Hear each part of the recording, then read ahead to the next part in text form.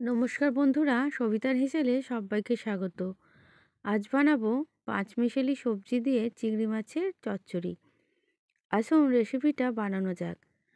নিয়ে নিয়েছি পটল, আলু, কুমড়ো, বেগুন, মূলো, ফুলকপি অল্প, আর আছে শিম, কাঁচা টমেটো।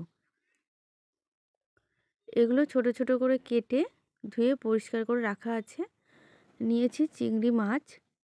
চিংড়ি মাছও পরিষ্কার করে কেটে ধুয়ে নুন হলুদ মাখিয়ে রেখে দিয়েছি। এদিকে কড়াই বসিয়ে দিয়েছি অল্প সর্ষের তেল। সবজিগুলো অল্প তেলে ভেজে নেব। সবার প্রথমে দিয়ে দিয়েছি পটল।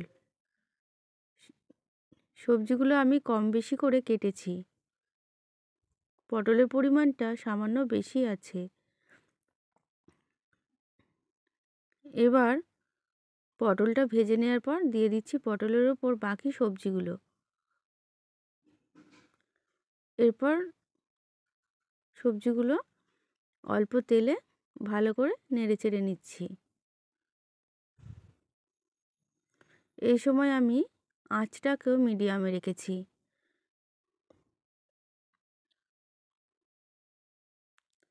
এই সময় কিন্তু আমি কোনো নুন বা অন্য কোনো মশলা এর মধ্যে দিইনি।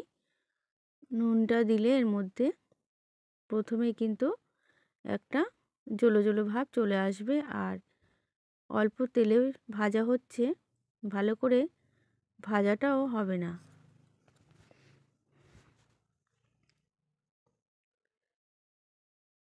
ভাজা হয়ে গেছে সবজি। এবার একটা আলাদা পাত্রে তুলে রাখলাম। আবারও আমি কড়াই দিয়ে দিয়েছি সর্ষের তেল। ফোড়নে দিলাম দুটো তেজপাতা আর শুকনো লঙ্কা। এর ওপর দিয়ে দিচ্ছি পেঁয়াজ কুচি। একটা বড় পেঁয়াজ কেটে রেখেছিলাম, সেইটা দিয়ে দিলাম। ফোড়নের সাথে পেঁয়াজটাকে ভালো করে ভেজে নিলাম। এরপর দিয়ে দিচ্ছি স্বাদ মতো নুন, হলুদ, অল্প চিনি, আদা জিরে বাটা আর রসুন বাটা, আর দিয়েছি সামান্য ধনে বাটা। এই মশলাগুলো যখন কষানো হয়ে গেল, তার উপর দিয়ে দিচ্ছি পরিষ্কার করে ধুয়ে বেছে রাখা চিংড়ি মাছ। চিংড়ি মাছ আমি আলাদা ভাজিনি, কাঁচা চিংড়ি মাছ দিলাম।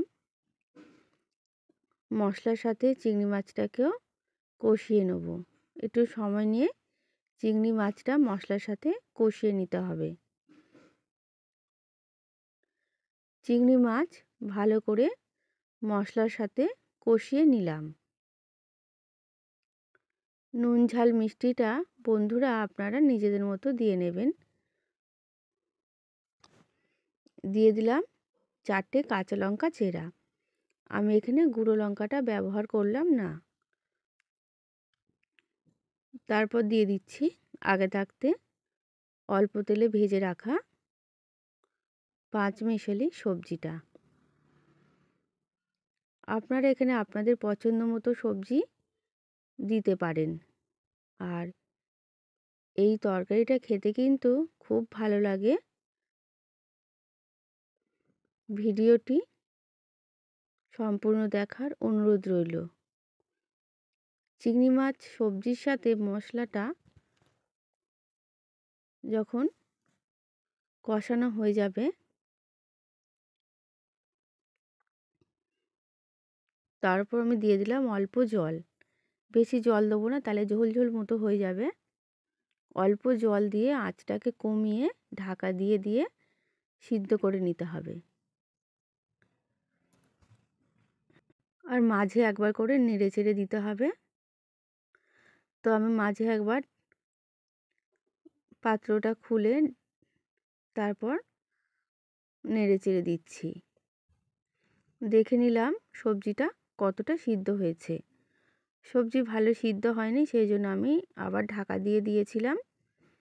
আবারও একবার দেখে নিচ্ছি।